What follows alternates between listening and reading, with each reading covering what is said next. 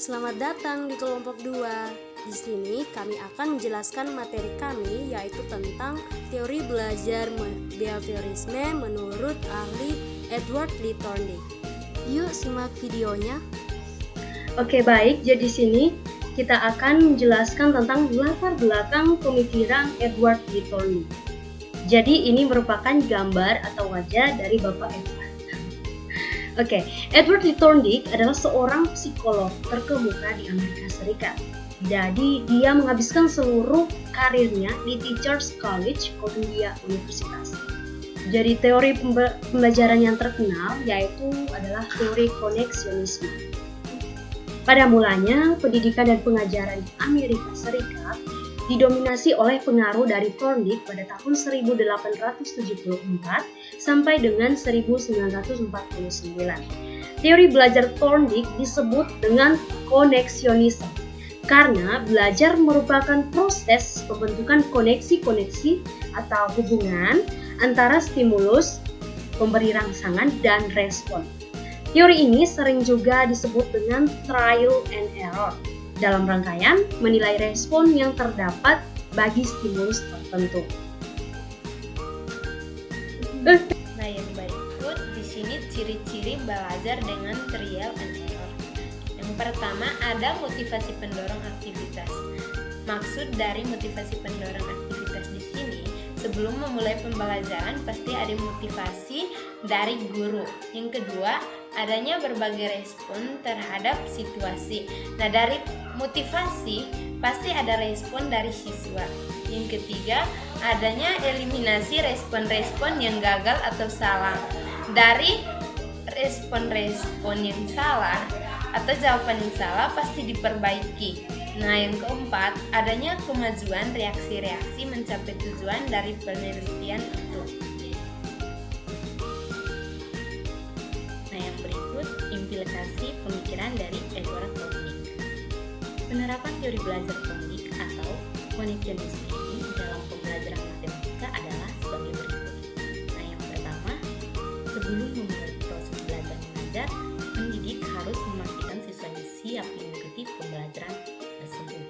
Nah, setidaknya guru itu harus menyiapkan materi awal yang membuat siswa tersebut tertarik untuk mengikuti pembelajaran tersebut. Nah, yang kedua, pembelajaran yang diberikan sebaiknya berupa pembelajaran yang konkret. Nah, hal ini yang dimaksudkan agar materi lampau dapat tetap diingat oleh siswa. Nah, dengan kata lain, materi yang diberikan memiliki hubungan antara materi sebelumnya. Yang berikut konsep pemikiran dari Edward Thorndike. Teori belajar menurut Thorndike yaitu 1. Belajar adalah proses interaksi antara stimulus yang berupa rangsangan seperti pikiran, perasaan yang dapat ditangkap indera dengan respon. 2. Hasil belajar berupa tingkah laku yang konkret yang dapat diamati dan tidak konkret. 3. Teori ini disebut juga aliran koneksionisme. Tunggu, tadi saya baca salah. Laku yang konkret.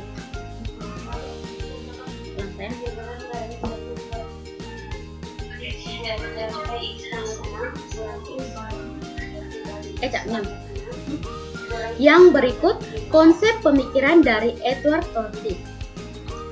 Teori belajar menurut Thorndike yaitu 1. Belajar adalah proses interaksi antara stimulus yang berupa rangsangan seperti pikiran, perasaan yang dapat ditangkap indera dengan respon. 2. Hasil belajar berupa tingkah laku yang konkret yang dapat diamati dan tidak konkret. Yang ketiga, teori ini disebut juga aliran koneksionisme.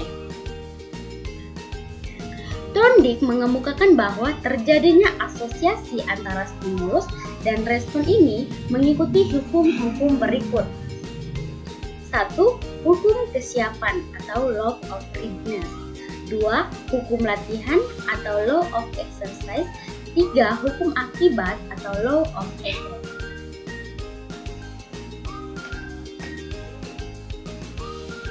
Ulang.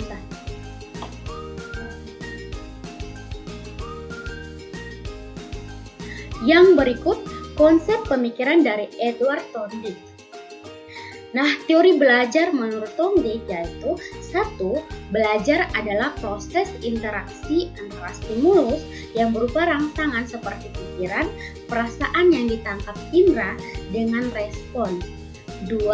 Hasil belajar berupa tingkah laku yang konkret yang dapat diamati dan tidak konkret. 3.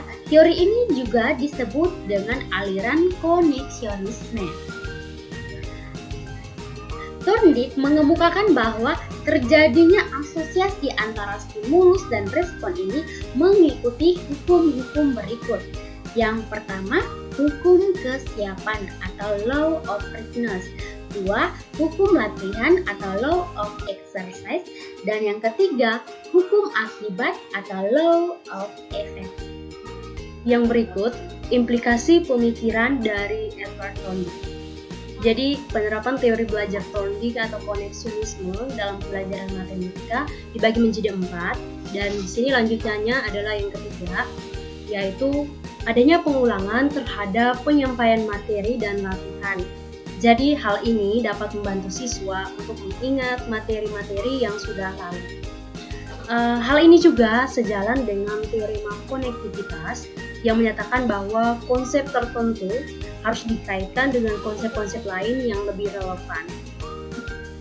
Oke, yang keempat yaitu siswa yang telah belajar dengan baik harus segera diberi hadiah, atau dalam hal ini memberikan reward, dan yang belum baik harus segera diperbaiki dalam belajar.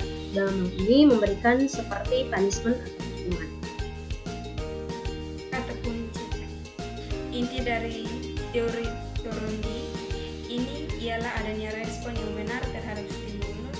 Thorndike berpendapat bahwa cara mengajar yang baik bukanlah mengharapkan murid tahu bahwa apa yang telah diajarkan, tetapi guru harus tahu apa yang hendak diajarkan. Dengan ini, guru harus tahu materi yang harus diberikan kepada murid agar murid memberikan respon yang baik terhadap apa yang kita berikan, dan kapan harus memberikan hadiah atau membetulkan respon yang salah.